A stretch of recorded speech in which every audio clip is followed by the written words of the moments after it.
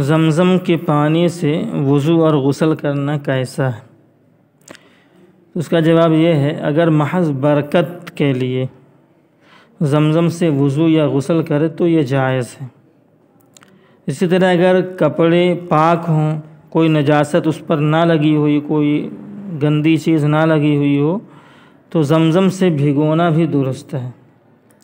کپڑا صاف ستھرا ہو تو زمزم کے پانی سے اس کو بھگونا بھی درست ہے، جائز ہے۔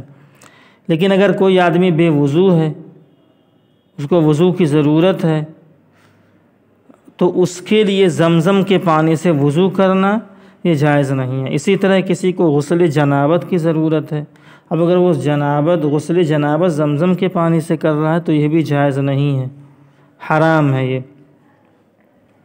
ہاں اگر غسل جنابت نہیں ہے، صرف بدن کو برکت کے لیے بھگونے کے لیے اوپر پانی ڈالے، جنابت نہیں ہے، کسی طرح کی غسل کی ضرورت نہیں ہے، تو ایسا کرنا جائز ہے۔ بدن کو بھگو سکتا ہے زمزم کے پانی سے، اس سے نہا سکتا ہے، لیکن یہ کہ غسل کی ضرورت نہ ہو، بدن صاف ستھرا ہو، تب ایسا جائز ہے۔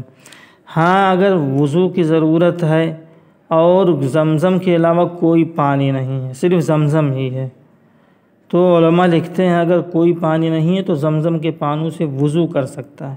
لیکن غسل جنابت اگر کرنا ہے اور زمزم کے علاوہ کوئی پانی نہیں، صرف زمزم ہے، تو غسل جنابت اس سے نہیں کر سکتا، وہاں تیمم کرے گا۔